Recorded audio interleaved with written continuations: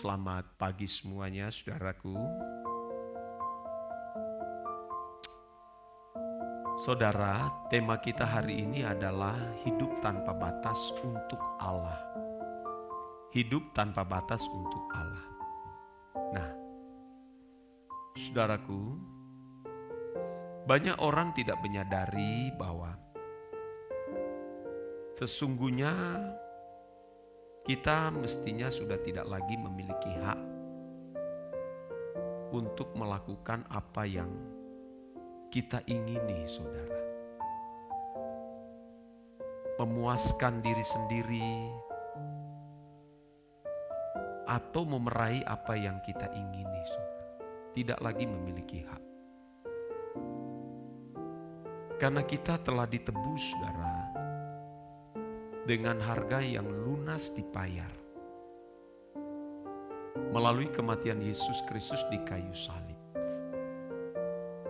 Sesuai yang dikatakan dalam 1 Korintus pasal 6 ayat 19 dan ayat yang ke-20, saudara. Ya, itu jelas. 1 Korintus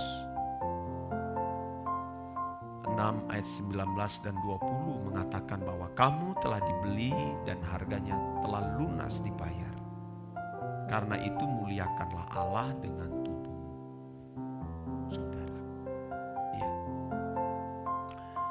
Tetapi pada kenyataannya banyak orang hidupnya ceroboh.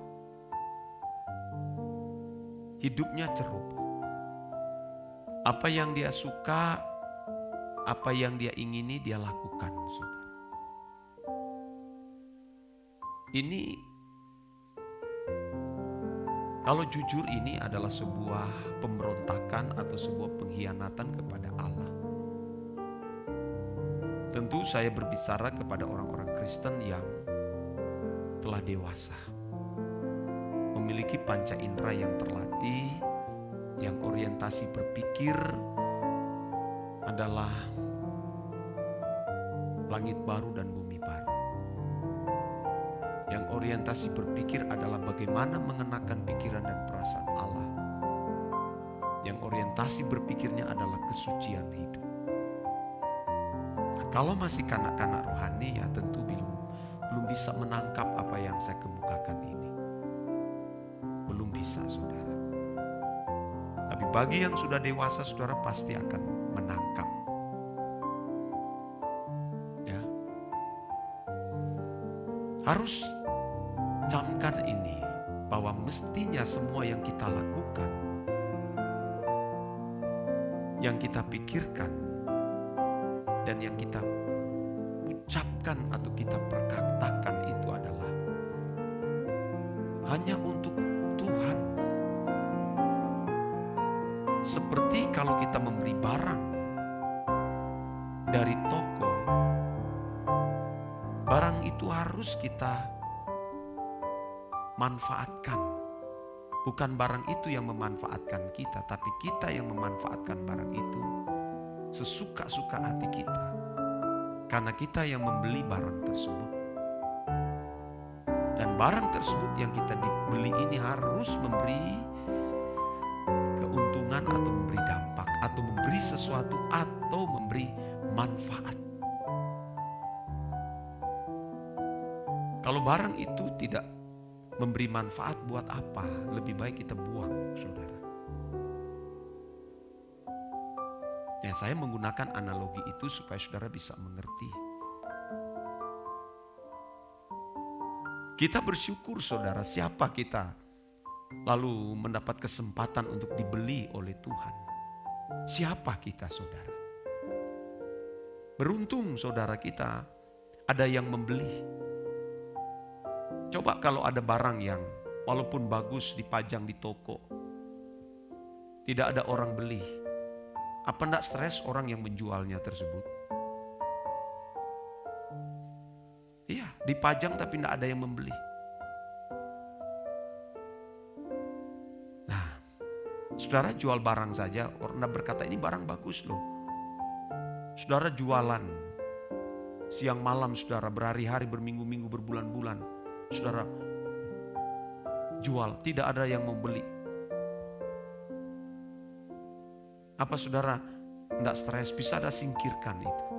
Nah, betapa beruntung saudara kita ini yang berantakan, yang rusak, makhluk pemberontak terhadap Allah, yang sebenarnya tidak mendapatkan kesempatan, tapi kita mendapat kesempatan anugerah, boleh dibeli oleh Bapa melalui anaknya saudara. Dan saudara harus perhatikan, setelah saudara dibeli bukan berarti otomatis saudara sudah selamat. Saudara dibeli yang tujuannya supaya dapat diperbaiki loh. Penebusan melalui kematian Yesus Kristus di kayu salib supaya saudara dapat dibeli dari tangan kuasa kegelapan. Saudara, yang kita semua yang berantakan, yang kotor, yang najis, yang rusak, saudara, dibeli supaya dapat diperbaiki. Nah, saudara memberi diri tidak mau diperbaiki Tuhan. Rata-rata saudara memberontak terhadap Allah. Dan termasuk saya begitu dulu. Tidak mau digarap oleh Tuhan, tidak mau diperbaiki. Banyak orang Kristen begitu saudara. Bukan bertambah baik, malah bertambah jahat. Nah itu banyak. Kita jangan ikut-ikutan ya, seperti orang-orang Kristen yang hanya sekedar ke gereja mengenakan atribut Kristen. Tapi lihat kelakuan mereka saudara. Tidak mau digarap oleh Tuhan. Suka melawan saudara. Bagaimana kita bisa dikembalikan kepada rancangan Allah semula? Allah tahu menyediakan sarana mana untuk membentuk kita, memperbaiki kerusakan kita. Ibarat mobil saudara yang ada terparkir di jalanan, sudah dibiarkan oleh pemiliknya, lalu ada yang datang mau beli. Saudara, dibeli dulu, baru diperbaiki. Nah kita kan punya kerusakan karakter yang luar biasa saudara. Kita bisa bersandiwara kelihatan dari luar sebagai rohaniwan, pengkhotbah seperti saya berkhotbah, bisa. Tapi saudara, di dalam itu belum tentu, banyak kerusakan. Yang tahu kan Tuhan saudara. Dan saya tahu itu, saya tidak menilai siapa-siapa, menilai diri saya sendiri saudara. Maka tangisan saya pada waktu di ruangan doa tidak ada tangisan yang lain. Air mata saya itu mahal, air mata kita itu mahal. Saya tidak mau menangisi soal perkara-perkara jasmani. Tapi saya mau menangisi, meratapi akan dosa-dosa yang tersembunyi, yang belum selesai di mata Allah. Nah, Tuhan Yesus yang mengatakan kepada putri-putri Zion, putri-putri Yerusalem maksud saya. Pada waktu mereka melihat mengiring Yesus sedang menuju ke penyalipan. Dan Yesus menoleh ke mereka, memandang mereka sedang menangisi penderitaan Yesus. Yesus berkata, jangan menangisi aku, tapi tangisilah dirimu. Oh saudara. Nah, banyak tangisan-tangisan itu palsu saudara. Tangisan hanya karena ditinggalkan pasangan hidup. Tak perlu kita menangisi hal itu. Tapi kita meratapi dosa-dosa kita yang terselubung. Karena kita cuma punya satu kesempatan hidup di bumi ini. Jangan main-main saudara. Tuhan tahu bagaimana membentuk kita. Dia mau menggarap kita, tergantung saudara mau bersedia digarap, dibentuk atau tidak. Dan Allah akan mengizinkan orang-orang di sekitarmu. Orang-orang yang karakternya buruk, ya saudara, diizinkan Tuhan untuk mendewasakan saudara. Nah, kalau saudara ya disinggung, marah, tidak dihargai, tidak dihormati, tidak diberi kedudukan, wah saudara memberontak. Apalagi saudara menuangkan di media sosial kemarahan saudara, kekecewaan. Saudara tidak pantas dibentuk oleh Tuhan. Tak pantas saudara. Allah begitu mengasihi saudara.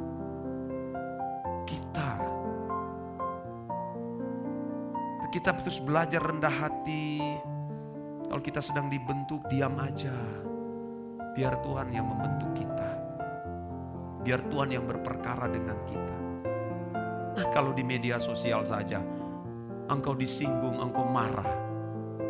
Kenapa engkau tidak temui orang itu, lalu engkau berbicara langsung? Lalu saudara menulis di media sosial.